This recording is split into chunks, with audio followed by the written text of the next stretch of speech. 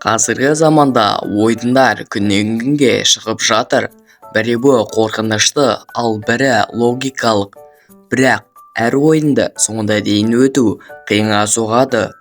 Ассалаумағалейкум достар, видео артында Абай Ғой арнасы. Бүгін сіздерге қызықты жарқын форматта видео жасамақпын. Сол үшін еңбекті бағалап, лайк басып, арнаға тіркеліп, қоңыраушаны басуды ұмытпаңыз. Ендеше көп сөйлемей мен бастаймын.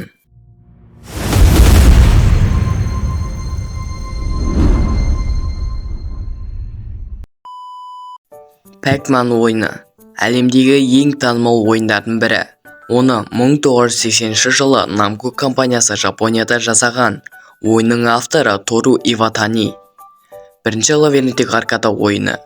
Pac-Man сол кездегі танымал атыс ойындардан ерекшеленіп, логика мен жылдамдықты талап ететін алғашқы лабиринттік ойын болды. Ойынды жасауға пицца себеп болды. Тору Иватани дөңгелек пиццаны бір бөлігі кесілген кезде Pac-Manның формасын елестеткен және соған қарап кейіпкерді жасаған.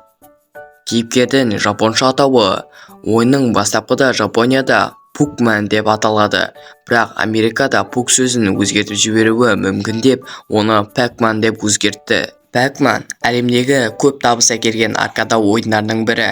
1990 жылға қарай ойын $2,5 миллиард пайда тапты. Pac-Man ойындағы елестердің әрқайсының өз тактикасы бар. Олар кездейсоқ қозғалмайды. Ойыншыны қуып жету үшін арнайы алгоритм қолданылады. Kill Screen деңгейі 256 деңгейге жеткенде ойынның коды бұзылып, экранда жартылай сандар мен символдар пайда болады. Бұл Pac-Manның соңғы деңгейі. Ойынның ерекшелігі механикасы. Ойыншы Pac-Manды лабиринт ішінде жылжытып, барлық нүктелерді жеуі қажет. Қуғыншылар 4 түрлі елес Pac-Manды ұстауға тырысады. Энергетикалық нүктелер. Лабиринттің бұрышында орналасқан үлкен нүктелерді жеген кезде Pac-Man уақытша елестерді жей алады.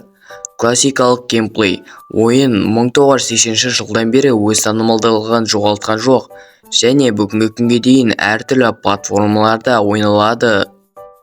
Pac-Man ойыны 256 деңгейден жалғасады, бірақ сол деңгейге жеткенде Kill Screen бұзылған экран пайда болады.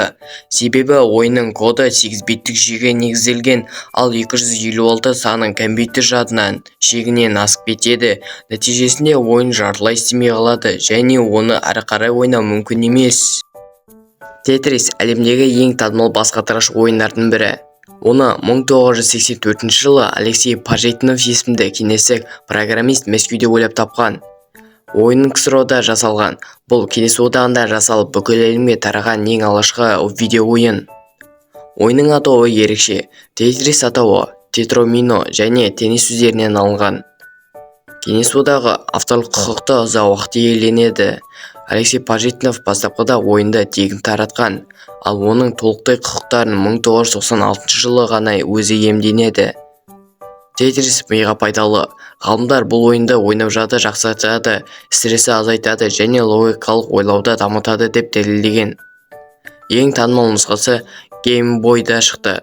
1989 жылы Nintendo компаниясы Tetris'ті Game Boy'ға бейімдеп, оны үлкен хитқа айналдырды. Әлемде 500 миллионнан астам көшірме сатылды. Бұл оның тарихтағы ең танымал ойындарының біріне айналдырды.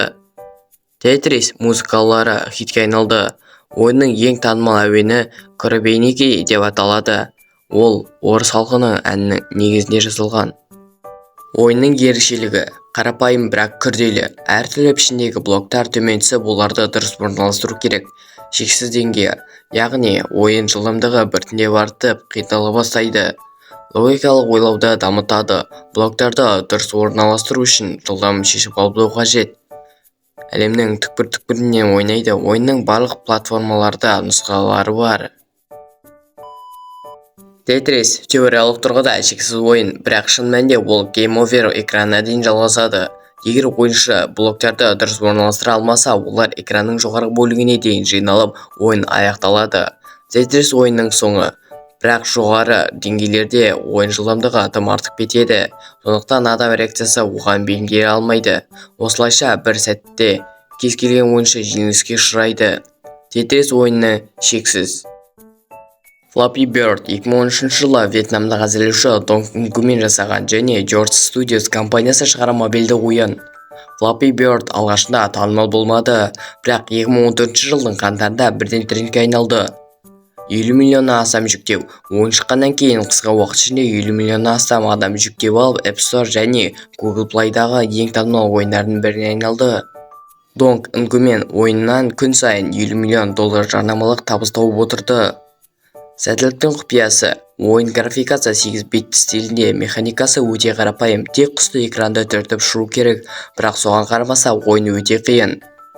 Автор ойынды өшіріп тастады. Ойын тым тәуелділік тудырғандықтан Донг Нгумен 2014 жылдың ақпанында оны Play Market пен App Store'дан алып тастады.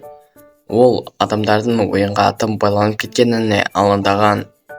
Flappy Bird шексіз ойын, яғни оның нақты соңы жоқ, бірақ ойынның кодын зерттеген кейбір адамдар 999 балл алғаннан кейін ойында глюк болып, құсын жерге құлап кететінін анықтаған. Бұл ресми расталмаған, бірақ ең жоғарғы рекорд орнатқан ойыншылар әдетте 900+ баллға жеткен. DRX Game немесе Chrome Dino бұл интернет байланысы жоқ кезде Google Chrome браузеріне пайда болатын жасырын ойын. Оны 2014 жылы Google компаниясының әзірлеушісі жасаған. Google оны жобасы болмаған Dino деп атады. Ойын алғаш рет Project Polan деген кодты атаумен жасалды.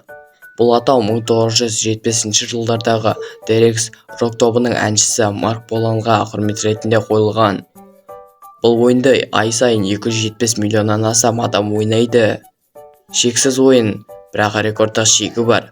Ойын шексіз болып көрінеді, бірақ ол нақты 17 миллион жылға созылады. Бұл T-Rex динозаврының жер бетінде өмір сүрген уақытын білдіреді. Егер ойыншы ұзақ ойнаса, экранда түнгі режим қосылып, фон қара түске өзгереді. T-Rex'тің қолы қысқа болғандықтан ол ештеңе жасай алмайды. Бұл әзірлеушілердің әділдеп енгізген детальдарының бірі. T-Rex Game ойынының соңы. Бұл ойынды ұту үшін 270 миллион жыл керек. Бұны ресми түрде Chrome әзірлеушісі айтқан болатын. Бар ақпараттармен бүгінгі керемет видеоны аяқтаймын. Бүгінгі видео өз меңесіне жетті достар.